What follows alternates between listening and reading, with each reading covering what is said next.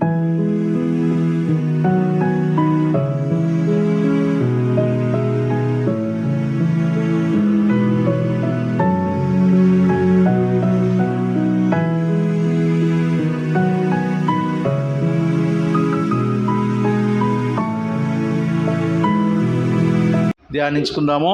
ప్రియ తండ్రి, మీ నామమునకు స్తోత్రములు వందనములు చెల్లిస్తూ వస్తున్నాం. కొన్ని నిమిషాలు ప్రభువా మరి దేవుని యొక్క వాక్యాన్ని పఠించుటకై సహాయం చేయండి. దేవా, నీ సేవకుల మధ్యలో నిలబడుటకు కృప నిమ్ము ప్రభువా. నీ శక్తితో బలంతో నింపము. నీ స్వరం మాత్రమే వినిపించము. మానవ స్వరము నిరర్ధకము, నిష్ప్రయోజనము. దేవా, నీ స్వరమే మా మధ్యలో వినపడనిమ్ము. మమ్మల్ని ప్రోత్సహించము. యేసు నామమున ప్రార్థించి స్తుతించడికి వేడుచున్నాము తండ్రి, ఆమేన్. మీరు సర్వలోకమునకు వెళ్ళి సర్వ సృష్టికి సువార్తను ప్రకటించుడి అనేది అది దేవుడు మనకి ఇచ్చినటువంటి మరి కమాండ్, ఆజ్ఞ. నమ్మిన వాడైతే బాప్తిసం పొంది రక్షణ పడతాడు, నమ్మకపోతే మనకి శిక్ష విధింపబడుతుంది. మన విధి ఏంటి అంటే మనము సువార్త ప్రకటించడం. ఆజ్ఞాతిక్రమమే పాపం అని వ్రాయబడుతూ వచ్చింది. మనము దేవుని యొక్క ఆజ్ఞను కనుక మీరినట్లయితే మనం ఆజ్ఞను మీరిన వారం అవుతాము. మనం కూడా శిక్షా విధిలోనికి రాగలిగిన వారంగా ఉంటాం. కాబట్టి దైవ సేవకులముగా నిత్యము మనము సేవను సువార్తను ప్రకటించవలసిన వారంగా ఉంటున్నాం. మనకందరికీ సుపరిచితమైనటువంటి వాక్య భాగము 37వ అధ్యాయం యెహెజ్కేలు గ్రంథం 1 నుండి 10 వచనాలలో 5 సంగతులున్నాయి. సేవ ఫలభరితముగా జరిగించడానికి పరిశుద్ధాత్ముడు అక్కడ యెహెజ్కేలు యొక్క జీవితము ద్వారా సువార్త లేక మన యొక్క సేవ ఫలభరితముగా చేయబడేదాని కొరకాయ 5 విషయాలు అక్కడ మనం చూడగలం. అంటే ఒకసారి చదువుకుంటూ పోతే సమయం సరిపోదు కనుక నేను ఏ అంశం చెప్పదలుచుకున్నానో అక్కడ చదివిస్తూ వస్తాను. ఈరోజు మనము కొద్దిగా ఆలస్యంగా కూడుకున్న మాట వాస్తవమే. నేను వాక్యం చెప్పలేను, అవుట్లైన్స్ మాత్రమే చెప్పడానికి ప్రయత్నం చేస్తాను. 12:30 కల్లా ముగించుకొని 1 గంట సమయం మన ప్రార్థనలో, ఉదయం ఒప్పుకోలు ప్రార్థనలో సమయంలో అందరం కలిసి చేయలేకపోతే వచ్చాం. అందరికీ సమయం దొరుకులాగున మనం 1 గంట సమయం అయినా ప్రార్థనలో గడపడము అవశ్యం. అందువల్ల ఒక 15 నిమిషాల సమయం మాత్రమే నేను వర్తమానం చెప్పడానికి ప్రయత్నం చేస్తాను. అవుట్లైన్స్ మాత్రమే చెప్తూ వస్తాను. నాకు ఉయ్యూరులో సేవ్ చేస్తున్నటువంటి పీటర్ గారు దాదాపు 1979 నుంచి పరిచయం. దాదాపు 45 ఏళ్ళ నుంచి పరిచయం. సేవకుల మీటింగ్లో వాక్యం చెప్తుంటే ఏమంటాడంటే, వాక్యం సేవకులందరికీ తెలుసు, అనుభవాలు చెప్పి అంటుంటాడు. కూర్చొని ఒకవేళ ఆయన అక్కడ కూర్చుని అనుకోండి, అనుభవాలు చెప్పు, వాక్యం కాదు అనుభవాలు చెప్పు అంటుంటాడు. నేను అంటాను, నాకేం అనుభవం ఉంది, నాకు వాక్యం చెప్పడమే తప్ప నాకు పెద్దగా అనుభవాలు ఏమి లేవు అని చెప్తుంటుండేవాడు.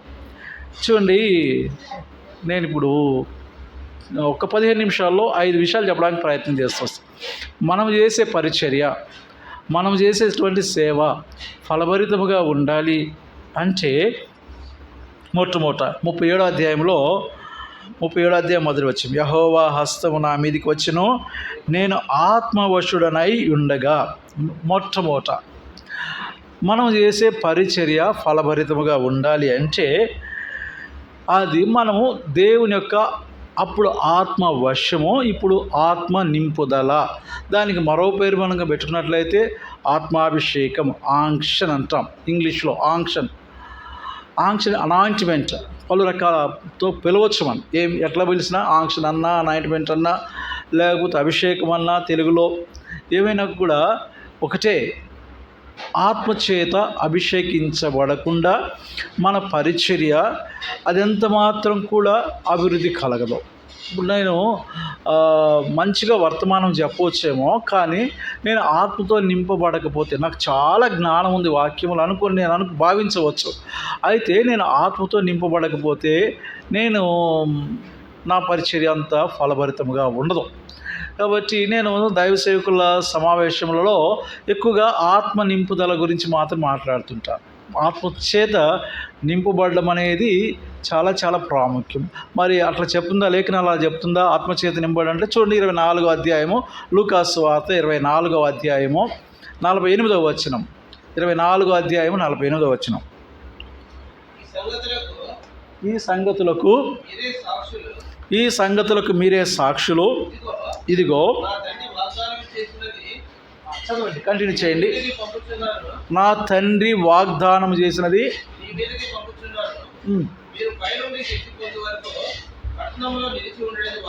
మీరు పైనుండి శక్తి పొందు వరకు పట్టణములో నిలిచిండుడి.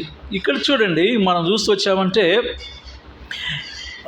ఎహెజ్కేలు అంటాడు, యెహోవా నన్ను తోడుకొని పోయి ఎముకలతో నిండి ఉన్న ఒక లోయలో నన్ను దింపెను.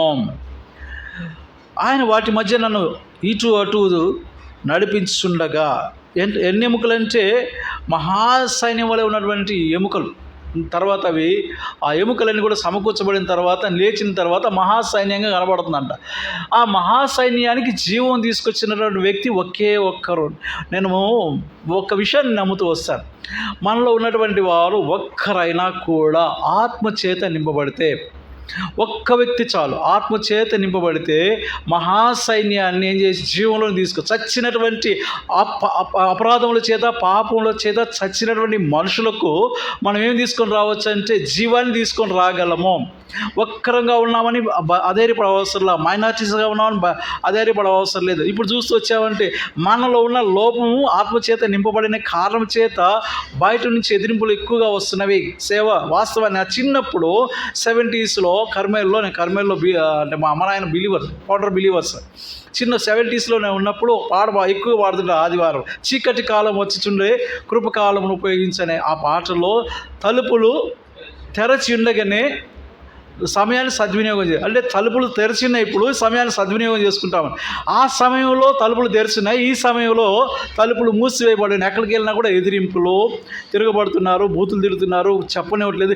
నెగిటివిటీ చాలా ఎక్కువగా ఉంది భారతదేశంలో. యేసుక్రీస్తు ప్రభువారిని గురించి, ఆయన యొక్క మరణాన్ని, భూస్థాపన, పునరుద్ధానాన్ని ప్రకటించాలంటే ఎదిరింపులు చాలా అధికంగా ఉన్నాయి. అంటే దాని అర్థం ఏంటంటే తలుపులు మూసివేయబడుతున్నటువంటి ఈ దినాలలో మనం స్వశక్తి చేత, సొంత జ్ఞానం చేత వెళ్ళి బయట సువార్త చేస్తే మనం అవమాన పాలయ్యే వారంగా ఉంటాం తప్ప మన ద్వారా ఏ ప్రయోజనం కలగదు. కాబట్టి మనం దేవుని కొరకై నిజంగా పరిచర్య జరిగించాలంటే మనం ఆత్మచేత నింపబడిన వారమై ఉండాలి. అది వాస్తవమైన అట్లా జరిగిందా? అదే లూకా రాస్తాడు అపోస్తలుల కార్యములో 1వ అధ్యాయం కంటిన్యూ చేస్తూ వస్తున్నాడు. 24వ అధ్యాయంలో ముగిస్తూ లూకా అదే కొనసాగింపుగా అపోస్తలుల కార్యము రాస్తూ వచ్చాడు. చూడండి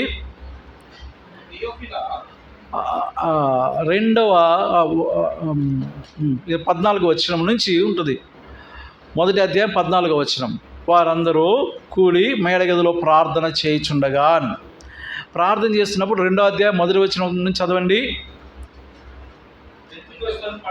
పెంతెకొస్తు పండుగ దినం వచ్చినప్పుడు అందరూ ఒక చోట కూడి ఉండిరి.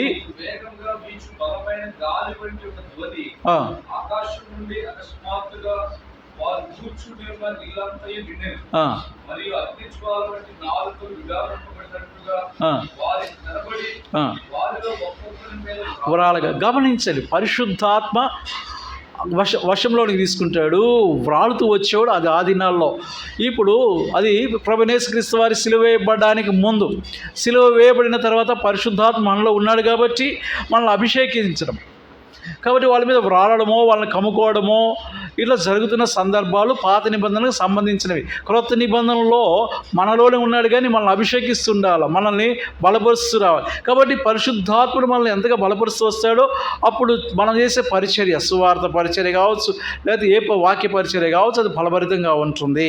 ఆ విషయాన్ని మనము మొట్టమొదటి జ్ఞాపకం చేసుకోవాలి. పరిశుద్ధాత్మతో నింపబడాలంటే ప్రార్థన. మీరు పట్టణంలో నిలిచిండి. ఎందుకు నిలిచి ఉండాలి? మీరు ప్రార్థన చేస్తే కానీ మీరు పరిశుద్ధాత్మ చేత అభిషేకింపబడాలి.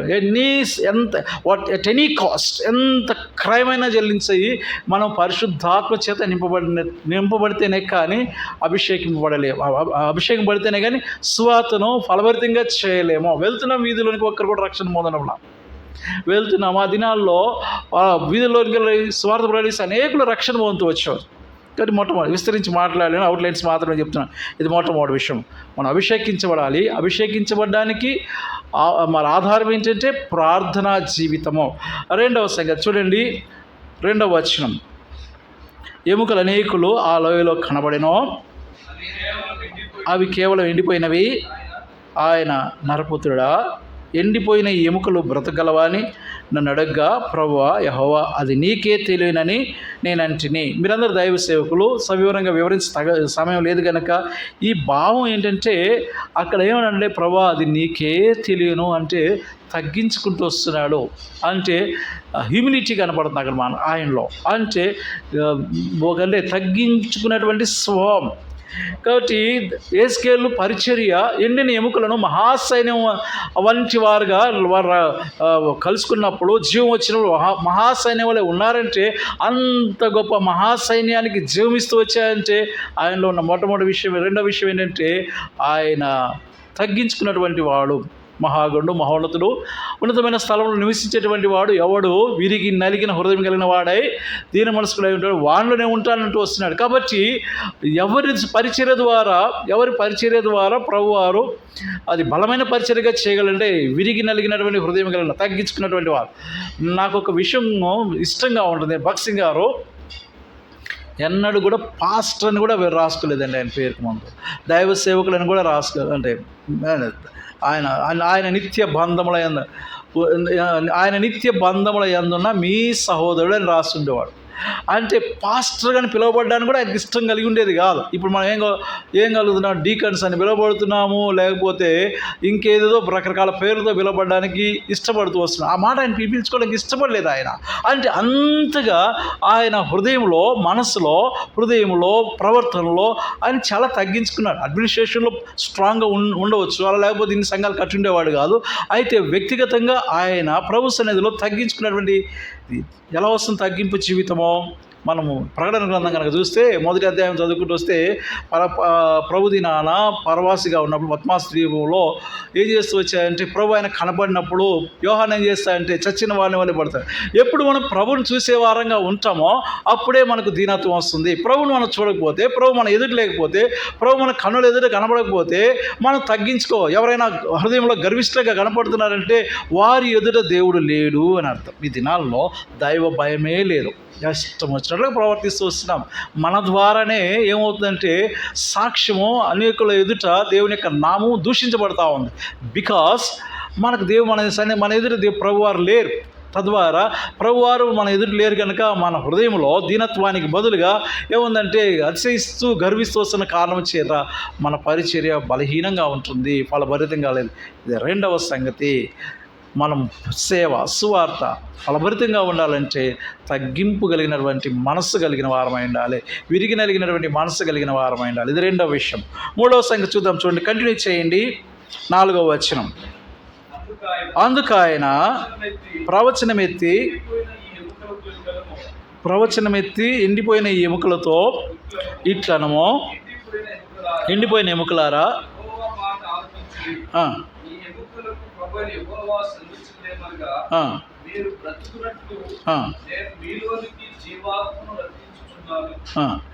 గమనించండి, లోయలోకి తీసుకువెళ్ళాడు, అడుగుతున్నాడు ప్రభువారు ఏమంటానంటే ఈ ఎముకలు బ్రతకగలవా అంటే, ప్రభువా అది నాకు తెలియదు, నీకే తెలియనంటే తీసుకుని లోపలికి వెళ్ళినప్పుడు ప్రకటన చేయి బ్రతకగలవా అంటే, ప్రకటన చేయని బ్రతకగలవా అంటే ప్రకటించాలా. నమ్మకపోతే ఎలా ప్రకటిస్తాము చెప్పండి? నమ్మకపోతే ఎలా ప్రకటిస్తాము? ప్రభువా చూస్తే ఎముకలు డ్రై అయిపోయినటువంటి ఎముకలు, ఆ లోయ, అందులో ఉన్న ఎముకలు బ్రతకగలవా అంటే ప్రభు తీసుకుని వెళ్ళినప్పుడు ప్రకటన చేయమంటే సాధ్యమైన అది బ్రతకగల ప్రభు చెప్పాడు ప్రకటన చేయమని. మనకు కూడా చెప్తూ మాట్లాడుతుంటాడు ప్రభు నిత్యము. వేకువజామునో లేకపోతే మోకాళ్ళపై మనం ఉంటున్నప్పుడు ప్రభు మనతో కూడా మాట్లాడుతూ వస్తున్నాం. నమ్మగలుగుతున్నామా ప్రభు మాటను? ప్రభు కానీ నమ్మగలుగుతూ వస్తున్నామా? పరిపూర్ణంగా నమ్మగలుగుతూ వస్తున్నామా? అనుభవాలు చెప్పడానికి నా గురించి కాదు, భక్సింగ్ గారి గురించి చెప్పడానికి చాలా అనుభవాలు ఉన్నాయి. ఆయన గురించి చాలా బాగుంటుంది. చెప్పాను కదా, అవుట్లైన్స్ మాత్రమే చెప్తానని. నమ్మగలుగుతూ వచ్చాడు. ఏమి లేని చోట కూడా ప్రభు చెప్తే దాన్ని నమ్ముతూ వచ్చాడు. దేవుని పిల్లలమైనటువంటి మనము ప్రభు ఏమి చెప్పినా దాన్ని నమ్మే వారంగా ఉండాలి. ప్రకటన చేయమంటే వెళ్ళి ప్రకటన చేస్తూ రాగా ఏం చేస్తూ వచ్చాయంటే ఎముకలు అన్నీ కూడా సజీవంగా మహాసైన్యంగా నిలుస్తూ వచ్చినాయి. కాబట్టి విశ్వసించడం అనేది చాలా అవసరం. ప్రభు పరిచర్యకు వచ్చిన తర్వాత ఏం చేయాలంటే ప్రభుని విశ్వసించడం. నేను పరిచర్యకి దాదాపు చాలా ఆలస్యంగా వచ్చాను. ప్రభు 1990లో ప్రభు సేవకు పిలిస్తే 2003లో సేవకు వచ్చాను. అవిధేయత చూపుతూ వచ్చాను. అప్పుడు చదువుకుంటున్నాను. నేను చదువుకున్న సమయంలో నేను ఏదైనా ఉద్యోగం చేసుకోవాలని ఆలోచన చేస్తుండేవాడు. ఉద్యోగం చేసుకోవాలా, ఉద్యోగం మంచిగా చదువుకున్నాను, ఉద్యోగం చేస్తే బాగుంటుంది కదా అని ప్రభు సేవ చేస్తుంటే దాదాపు 13 సంవత్సరాలు సేవకు రాకుండా ఇబ్బంది పెడతాయి. ఇట్లా చెప్పుకుంటూ పోతే సమయం సరిపోదేమో, నేను అనుకున్న సమయంలో ముగించాలి కదా. సందర్భంలో ఈ 13 సంవత్సరాలు ప్రభు దీర్ఘశాంతం కలిగిన వాడై ఎదురు చూస్తూ వచ్చాడు. 12 సంవత్సరాలు చూసిన తర్వాత ఒకసారి నేను కూర్చుని నాకు తెలియకుండా పడిపోతూ వస్తే మా సమీపంలో ఎంబీబీఎస్ డాక్టర్ ఉన్నారు, కేశవరావు బాబు. నా సాయంకాలం వేళ ఆయన దగ్గరికి వెళ్ళాను. ఇలా కూర్చొని వెంటనే పడిపోయానంటే అన్ని టెస్టులు చేసి నా దగ్గర కాదు, నువ్వు కార్డియాలజిస్ట్ దగ్గరికి వెళ్ళని కార్డియాలజిస్ట్ దగ్గర రాశాడు. అప్పుడు పల్లం పెద్దేశ్వరరావు గారు ఉన్నారు సమీపంగా, ఆయన దగ్గరికి వెళ్ళి చూపించుకున్నాను. అప్పుడు మొక్కున్నాను, ఆపద మొక్కున్నాను, ప్రభా సేవకు పిలుస్తున్నావు కనుక నేను సేవకు వస్తాను. ఇదేంటి ఈ వయసులో, నాకు చిన్న వయసు అండి అప్పుడు, ఈ వయసులో నన్ను ఈ హార్ట్ ఏంటి, ఆయన హార్ట్ డాక్టర్ దగ్గర, ఆయన ఎంబీబీఎస్ డాక్టర్ కదా, ఆయన చెప్పంటే ఏదో లోపం ఉండబట్టి ఇక్కడ పంపించాడు, నాకు ఏదో లోపం ఉంది కాబట్టి నాకు ఏమి జరగకపోతే అన్నీ బాగుంటే అన్నీ నెగిటివ్గా వస్తే సేవకు వచ్చేస్తాను ఈరోజే అని చెప్పేసి అప్పుడు తీర్మానం చేసుకుని ప్రభా సహాయం చేయి వచ్చేస్తానని చెప్పేసి లోపలికి వెళ్ళి అన్నీ చేశారు. టీఎంటీ చేశారు, ఎక్కువ చేశారు, ఇక ఇవేమో చేయాల్సిన టెస్ట్ అన్నీ చేసిన తర్వాత అన్నీ నెగిటివ్గా వచ్చేసాయి. అమ్మయ్య వచ్చేస్తాను సేవకని 2002లో వచ్చాను. తిమోతి గారు ఉన్నప్పుడు తిమోతి గారు సేవకు ఒప్పుకోలేదు. పరీక్ష చేస్తూ వచ్చారు, ధృవీకరిస్తూ వచ్చారు. సంవత్సరం ఉన్నారు ఆయన కర్మేల్లో, ఒప్పుకోలే. ఆ తర్వాత మెలాంగ్ని గారు వచ్చినప్పుడు నేను ఆయన చెప్తూ ఏం చేస్తూ వచ్చారంటే హెబ్రోన్కి లెటర్ రాస్తూ వచ్చాను. జీటీ బెంజమిన్ గారు, ఫిలిప్ గారు వాళ్ళు ఉండేవారు. నాకు తరచుగా కర్మేలకు వస్తున్నారు కాబట్టి వాళ్ళంతా బాగా పరిచయం. వాళ్ళకి ఫిలిప్ గారికి లెటర్ జీటీ గారికి రాస్తే వాళ్ళు నన్ను వెంటనే హెబ్రోన్ బెంగళూరుకి ఇచ్చారు. పరిచయం కారణం చేత మరి మిలాన్ గారు చెప్పడం వల్ల దేనివల్ల నాకు ట్రైనింగ్ లేకుండా మరి హెచ్ఎల్కి పోస్టింగ్ మాకు సేవకుడు పంపిస్తూ వచ్చారు. ఆ తర్వాత ప్రార్థన చేసుకుంటే అట్లా కాదు, నాకు ఒక కోరిక ఉండేది, నీ కట్టబడిన సంఘానికి వెళ్ళకూడదు అనేది నా ఆశ. కట్టబడిన సంఘానికి వెళ్ళకూడదు, ప్రయాసపడాలా, ఆత్మను సంపాదించుకోవాలా, ఎట్లా సంపాదించాలో అనుభవపూర్వక నేర్చుకోవాలని చెప్పేసి వాళ్ళకి చెప్పేసి కొంతకాలం అక్కడ ఉండి బెంగళూరులో వచ్చేసి నాకు అక్కడ ఇష్టం లేదండి, నేను ఇక్కడ విజయవాడలోనే ఏదైనా మీరు సంఘం అవుతుంది నాకు పంపించవద్దు అంటే జీటీ గారు అన్నారు, అదేంటయ్యా నాకు ఆ సంఘం కావాలా, ఈ సంఘం కావాలి, ఇట్లా ఉండాలి అట్లా ఉండాలని కోరుకుంటారు, నువ్వేమో ఏమొద్దన్నాడు, నాకు అదే చాలండి అంటే 2 నెలల్లో ఒక స్థలంలో ప్రారంభిస్తూ వచ్చాను. వాట్సార్ గారు 2 నెలల్లో 2 వారాలు వచ్చారు, ఇష్టపడి పంపిస్తూ వచ్చారు. ఆ సమయంలో నాకు వేరే ఎవరు లేరు, నేనే కరపత్రాలు తీసుకొని డోర్ టు డోర్ వెళ్ళేసి ప్రతి డోర్కి వెళ్ళేసి సువార్త పత్రిక ఇస్తున్నాడు. అలా ప్రభు సమకూరుస్తూ వచ్చాడు. విశ్వాసం, ఆ రోజు విశ్వాసం గురించి మాట్లాడుతున్నాం కదా, నేనేమనుకున్నానంటే ఒక ఆత్మ కూడా ఇంకొకరు సంపాదించిన దానికి నాకు అవసరంలా, ఎవరైనా సంపాదించిన ఆత్మ నాకు అవసరంలా, వారి యొక్క ప్రయాసాలు నేను ఎందుకు ప్రయాసపడకూడదు అనేది నా విశ్వాసం. తర్వాత ఆర్థికంగా ఎవరికి నా అక్కర భక్సింగ్ గారు 10 పాయింట్లో ఒకటి, ఎవరిపైన ఆధారపడదు, నా అక్కరేమో తెలియకూడదు, నా అవసరం ఎవరికి తెలియకూడదు, నేను తెలియచేయకూడదు. పరిచర్యకు వచ్చిన నాటి నుంచి నేటి వరకు ఎవరికి నా అక్కర తెలియజేయలేదు, ఆర్థికపరమైన విషయాలు కానీ ఏ విషయాలు కూడా తెలియచేయలేదు. విశ్వాసం, ఆనాడు సహాయపడిన దేవుడు ఈనాటి వరకు కూడా అద్భుతమైన రీతిగా సహాయపడుతూ వస్తున్నాడు. కాబట్టి దేవుని సేవకు వచ్చినటువంటి మనం ఏం చేయాలంటే ప్రభువునందు విశ్వాసం ఇచ్చే వారంగా ఉండేది. 3వ విషయము, 2 విషయాలు అతి క్లుప్తంగా చెప్పడానికి ప్రయత్నం చేస్తూ వచ్చాను. చదివిన తర్వాత ఈ ఎముకలకు ప్రభువైన యెహోవా 5వ వచనం చదువుతున్నాను.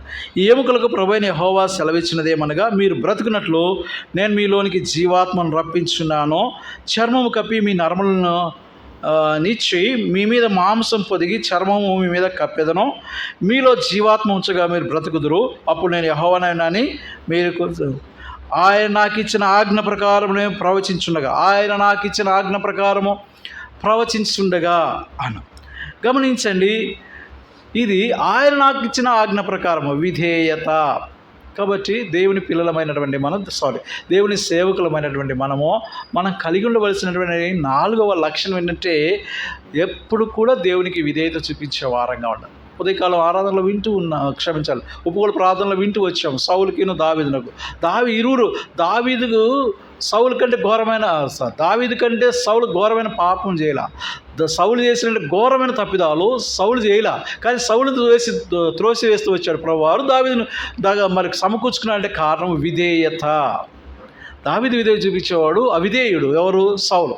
ఈ విషయాలు మనం జ్ఞాపకం చేసుకోవాలి. విధేయత చూపిన కారణం చేత తన సింహాసనం శాశ్వత కాలం స్థిరపరచబడుతూ ఉంటుంది. విశ్వాసము మంచి మనస్సాక్షి ద్వారా విశ్వాసాన్ని కలిగి ఉంటాం. ఎప్పుడు కూడా మంచి మనస్సాక్షిని కోల్పోకూడదు. మనకు విశ్వాసం అధికం కావాలంటే, అది 100 మరి మనలో విశ్వాసము నిబిడీకృతం కావాలంటే మంచి మనస్సాక్షిని కలిగి ఉండాలి. నిత్యం మంచి మనస్సాక్షిని కలిగి ఉండాలి. తర్వాత మన విధేయత చూపించాలంటే దేవుని మనం ప్రేమించే వారంగా ఉండాలి. దేవుని మనం ప్రేమించకుండా దేవునికి మనం విధేయత ఎవరిని మనం ప్రేమిస్తూ వస్తామో వారికి మాత్రమే మనం విధేయత చూపించగలం. ఎవరినైనా మనం ప్రేమించకపోతే వారికి మనం విధేయత చూపించం. పిల్లలు మనకు విధేయత చూపిస్తూ వస్తున్నారంటే దాని అర్థం ఏంటంటే వారు మనం ప్రేమిస్తూ వస్తున్నారు. అందువల్ల మనం ఏం చెప్పినా కూడా ఏం చేస్తారంటే వారు నాకు వచ్చిన తర్వాత నాకు ఒకరు ఫోన్ చేశారు ఇట్లా అని. నేనేమో అందుబాటులో లేను. వెంటనే ఏం చెప్పానంటే మా బాబు ఫోన్ చేసి ఇట్లా నేను లేను కదా వెళ్ళిరా అంటే, చాలా దూరం వెళ్ళాలి, సరే వెళ్ళి వస్తాను. విధేయత దేని బట్టి అంటే మన పిల్లలు మనం ప్రేమించడం నేర్పిస్తూ వస్తున్నాం కనుక వాళ్ళు విధేయత చూపుతూ వస్తున్నారు. ప్రభు కూడా ఆయన ప్రేమించమని చెప్తున్నాడు. నువ్వు నన్ను ప్రేమిస్తున్నావా పేతురు, నువ్వు నన్ను ప్రేమిస్తున్నావా ముమ్మారు అడుగుతూ వచ్చినాడు. ప్రేమిస్తున్నావా అయితే నా మందను మేపుమో. విధేయత చూపుతున్నావు. కాబట్టి విధేయత ఎప్పుడు వస్తుందంటే ఆయన మనం ప్రేమించడం ద్వారా. ఆత్మతో ఎప్పుడు నింపబడగలము? ప్రార్థనా జీవితము ద్వారా. విరిగి నలిగిన హృదయం ఎప్పుడు వస్తుంది? ఆయన్ను చూడడం ద్వారా. విశ్వాసం ఎప్పుడు కలుగుతుంది? మంచి మనస్సాక్షిని కలిగి ఉండడం ద్వారా. విధేయత ఎప్పుడు నేర్చుకోగలము అంటే దేవుని మనం ప్రేమించడం ద్వారా. 5వ సంగతి చదవండి, 8వ వచనం లేకపోతే 7వ వచనం నుంచి. ఆయన నాకు ఇచ్చిన ఆజ్ఞ ప్రకారము నేను ప్రవచించుండగా గడగడమని ధ్వని ఒకటి పుట్టెను. అప్పుడు ఎముకలు ఒకదానితో ఒకటి కలిసి కొనెను. నేను చూచుండగా నరములను మాంసమును వాటి మీదకి వచ్చెను. వాటి పైన చర్మము కప్పెను. అయితే వాటిలో జీవాత్మ ఎంత మాత్రమును లేకపోయాను. మనం వీధిలోనికి వెళ్ళినప్పుడు ప్రకటిస్తున్నప్పుడు ఇట్లా కనబడుతుంది పరిస్థితి. ఎట్లాగంటే ఎముకలే ఒకదానికొకటి కలుసుకున్నవి, వాటిపైకి చర్మం వచ్చింది, లేచి నిలబడినాయి, జీవం లేదు. ఎట్లా ఉంటుందండి? 1-2 లక్షల కొలది సైన్యం వలె జీవంతో నిండినవాడు యేసుకేలు మాత్రమే. మిగతావంతా ఎముకలతోనూ మాంసంతో నిండి, ఎముకలు మాంసం వస్తే ఎలా ఉంటుంది? జీవం ఉండదు. ఏంటది? విజయం లేదు. ఏమవుతాయి అవి? శవాలే కదా, శవాలు. కాబట్టి లోపలికి వెళ్తున్నప్పుడు, బయటకు వెళ్తున్నప్పుడు, సువార్త ప్రకటిస్తూ వస్తున్నప్పుడు ఎలా ఉందంటే కలుసుకుంటున్నారు. మాంసం వస్తుంది కానీ వాళ్ళు ఎలా ఉన్నారంటే చనిపోయినటువంటి వాళ్ళ వల్ల శవాల వల్లే ఉంటున్నారు. కాబట్టి వారిని మనం చూసినప్పుడు ఎలా ఉంటుంది? మనకి భయం కలుగుతుంటుంది. అదే కదా, శవం వల్లే ఉండి, చచ్చిన వారి వల్లే ఉండి మనపై తిరగబడుతున్న సందర్భం ఎలా ఉందంటే ప్రేతల్లా ఉండి తిరగబడుతున్న సందర్భంలో మనకు భయం కలిగేట్లుగా ఉంటుంది. దినాల్లో సువార్త ప్రకటించాలంటే మరి మధ్యాహ్నం నుంచి సువార్తకు వెళ్ళవలసి వస్తుందేమో. సువార్తకు వెళ్ళాలంటే చాలా భయంగా ఉండదు. లోకంలో నెగిటివిటీ ఎక్కువగా ఉంది. అయితే ఏముందంట, ఆ మధ్యలో నిలబడి ప్రకటిస్తూ వారి మధ్యలో ఇంకా జీవం రాలేదు, శవాల మధ్య నిలబడుతూ వస్తున్నాడు. నిలబడినప్పటికీ ఈ శవాలన్నిటికీ జీవం వస్తుంది అనేది నమ్మిక ఉండాలా. తర్వాత అదే సమయంలో ధైర్యం కూడా, వాటన్నిటి అంతమంది శవాల మధ్యలో నిలబడడానికి ధైర్యం కూడా కలిగి ఉండాలి. ధైర్యము అంటే ఫిజికల్గా శవాలు కాదండి, చచ్చిన వారు మన చుట్టూ సమకూరి ఉంటుండగా అధైర్యం పడుతూ ఉంటాం. కానీ మనం ఏం చేయాలంట? యేసుకేలుని చూసి నేర్చుకోవాల్సిన పాఠం ఏంటంటే ధైర్యం. సువార్త ప్రకటించడానికి ధైర్యం. ఎలా వస్తుంది ధైర్యము? నీతిమంతుడు సింహం వలె ధైర్యంగా ఉంటుంది. కాబట్టి మనకి ధైర్యం ఎప్పుడు వస్తుంది అంటే నీతిని బట్టి. కాబట్టి ఇవన్నీ కూడా యేసుకేలులో మనం చూడగలం. నీతిమంతుడు కనుకనే ధైర్యం కలిగి ఉన్నట్టు వచ్చాడు. కాబట్టి యేసుకేలు అభిషేకించబడినటువంటి వాడు, దీన హృదయం కలిగినటువంటి వాడు, దేవుని యందు విశ్వాసం కలిగినటువంటి వాడు, విధేయత కలిగినటువంటి వాడు, ధైర్యం కలిగినటువంటి వాడు. అభిషేకించబడడానికి ప్రార్థనా జీవితము, విధేయత లేక విరిగిన హృదయం కలిగి ఉండటానికి ప్రభువును ఎదురుగా పెట్టుకోవడము, లేకపోతే విశ్వాసం కలిగి ఉండటానికి మంచి మనస్సాక్షి కలిగి ఉండడము, విధేయత చూపించడానికి ప్రేమ కలిగిన జీవితము, ధైర్యం కలిగి ఉండడానికి నీతివంతమైనటువంటి జీవితము, ఇవి కలిగి ఉన్న కారణం చేత చూడండి మహాసైన్యాన్ని జీవంలోకి తీసుకుని వస్తూ వచ్చాడు. కాబట్టి నాకు మా సంఘం నుంచి వెళ్ళిన లండన్లో ఉన్నాడు. వచ్చిన తర్వాత అడిగాను, ఏంటి ఆ పరిస్థితి ఎలా ఉంటుంది అక్కడ అన్నాడు. అక్కడ నుంచి ఇంకో చోటుకి వెళ్ళాడు. ఏంటి పరిస్థితి అంటే ఇప్పుడు 90% అన్యులు వచ్చారు, 10% కూడా క్రైస్తవులు లేరు లండన్లో. 90% అన్యులు వచ్చారు, 10% కూడా విశ్వాసులు లేరు. ఉన్నా కూడా నామకార్థపు విశ్వాసులే. వారు కదా మనకు సువార్త ప్రకటించింది, వారు కదా మన మధ్యకు సువార్తను తీసుకొచ్చింది. క్రిస్టియనైజ్ చేస్తుంది వారే, నిజమే. అయితే ఆ దేశాలు ఏమైపోతున్నాయంట, అమెరికా ఏమైపోతుందా, విశ్వాసం లేదు, ఏం లేదు. పలు దేశాలు విశ్వాసం భ్రష్టత్వంలోనికి వెళ్ళిపోతూ వస్తున్నాయి. భారతదేశంలో కూడా మనం నామకార్థపు విశ్వాసులుగా, నామకార్థపు క్రైస్తవులు ఉండేవారు, నేటి దినాల్లో నామకార్థపు విశ్వాసులు, మనమందరం నామకార్థపు విశ్వాసంగా అయిపోతూ వస్తున్నాం. నా భారం ఏంటంటే ఈ మధ్యాహ్నకాల సమయంలో నా భారం ఏంటంటే మన ఒక్కరమున్న ఏస్కేల్ వంటి వారం ఒక్కరుగా ఉన్నా కూడా ఈ 500 లక్షణాలు మనం ఉంటే మన ఒక దేశాన్ని, మన ఒక జనాన్ని మార్చగలం. 66వ కీర్తన 8వ వచనంలో క్షమించాయి, యెషయా గ్రంథం 66:8, ఒక జనమును కనుటకు ఒకనాటి ప్రసవ వేదన అవసరం. కాబట్టి మనం అందరం కూడా ప్రార్థనలో ప్రసవ వేదనతో ప్రార్థించినట్లయితే ఈ లక్షణాలు కలిగిన వారమై ఉండి, ఈ అనుభవాలు కలిగిన వారమై ప్రసవ వేదనతో ప్రార్థించినట్లయితే, కాబట్టి ఇంతమంది చేరి వస్తున్నామో మనందరం ఏస్కేల్ వంటి వారమైనట్లయితే ఖచ్చితంగా మనం ఉండే పట్టణాలు, గ్రామాలు ప్రభు కొరకై సంపాదించుకునే వారంగా ఉంటాం. అట్లున్నట్లుగా అటువంటి పరిచర్య జరిగించినట్లుగా ప్రభు మనకు తన కృపను మెండుగా అనుగ్రహించునుగాక. కొన్ని నిమిషాలు మన ప్రార్థనలో 1:30 వరకు ప్రార్థనలో గడుపుదాము. మరి అందరం కూడా చేరి వచ్చిన అందరూ కూడా సమయం దొరుకులాగిన చూసుకుంటూ ప్రార్థన చేద్దాం. ప్రార్థనలో గడుపుదాము.